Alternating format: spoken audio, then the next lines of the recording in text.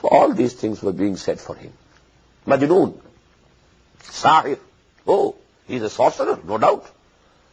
Whenever he speaks, and he reads, what he says to be the word of Allah, actually, our hearts, they get influenced. So he's a sorcerer, he's a magician. So only these things were said about the Prophet, which I am labeling as the verbal persecution. And that was only for the Prophet's personality.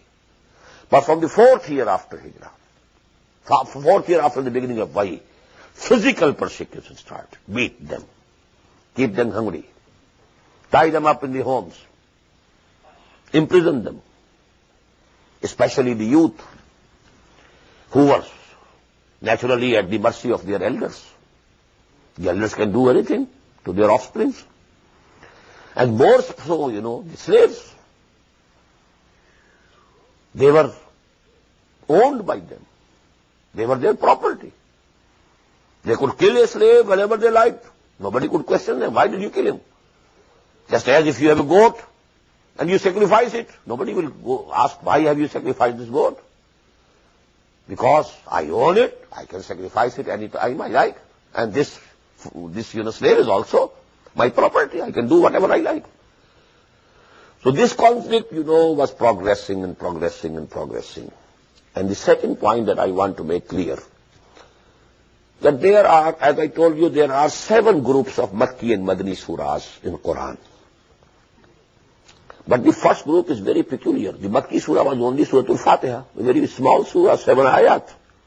Although it's very profound, it's equal to the whole of Quran, Quran. But here we find 4 longest surahs of the Quran, Madanis, Baqarah, Al Imran, Nisa, Maida. Now, what does it mean? That actually there are only 6 groups of Makki surahs in the Quran. If you just keep away Surah Al-Fatiha, it's a preface to the whole of the Quran, not to the first group only. About these 6 groups, first group is this, comprising of 2 surahs, a pair of surahs, that is Al-Anam, Al-Araf. Then we shall have a pair of Madani surahs, Al-Fal and Tawbah. Then 14 Makki surahs. Surah Yunus, Surah Hud, Surah Yusuf, Surah Ra'd. You just listened today, those of you who were present in the Taraweeh, Surah Yusuf and Surah Ra'd.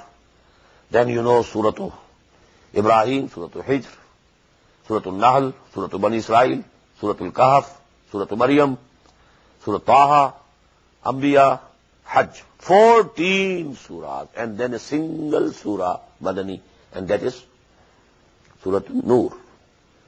So we have 6 groups. The general distribution of these groups is, if you divide the 12 years into 3 parts, first 4 years, middle 4 years, last 4 years. The surahs which were revealed during the first 4 years are in the last 2 groups. The surahs which are included in the middle 2 groups, they were revealed in the middle 4 years. And these surahs which are in the first 2 groups of the Makki surahs, they were generally revealed in the last 4 years. So it's the reverse order. The reverse order of compilation in that respect also, that the first Madani surahs we have read, although they were revealed after Hijrah. And reverse order in this also, in this aspect also, that among the Makki surahs, which were the latest in revelation, appear in this book in Musaf first of all, then the middle, and then those surahs which were revealed in the very beginning. Especially this pair, about Surah Al-Anam, let it be known that this was revealed in the last year before Hijrah. And number 2, there is the hadith from Hazrat Abdullah ibn Abbas radiyallahu ta'ala anh, which says that this was revealed to the Prophet sallallahu alayhi wasallam, one piece at one time. I've been telling you that the period of the revelation of Surah Al-Baqarah, about 2 years. Beginning just after migration, Hijrah, till the Battle of Badr. In the same way, the period of revelation of Surah Al-Ma'idah, 6th, 7th years. Some of the ayat are much later, which are included in it.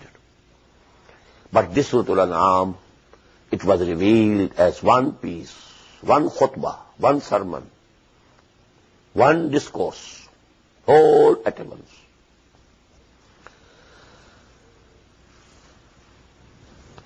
Bismillahir Rahmanir Rahim. Alhamdulillahi alladhi khalaqa as-samawati wal arda wa ja'ala az-zulumati wan nur. All praise be to Allah subhanahu wa ta'ala. Just note, after Surah Al-Fatiha, we are again beginning a surah with Alhamdulillah. And this is the 7th part, is it? And you will find again in the 15th part, Surah Al-Kahf, Alhamdulillahi allazi anzala ala abdihi al-kitaba wa lam yaj'al lahu iwaja.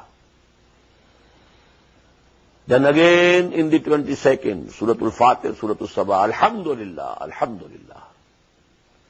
At regular intervals in the Quran, the surahs are starting with Alhamdulillah, with Tahmeed. Alhamdulillahi alladhi khalaqa as-samawati wal ard. All praise be to Allah subhanahu wa ta'ala, who created the heavens and the earth. وَجَعَلَ الظُّلُمَاتِ وَالنُّورِ. Note the change of the word. And he made light and darkness.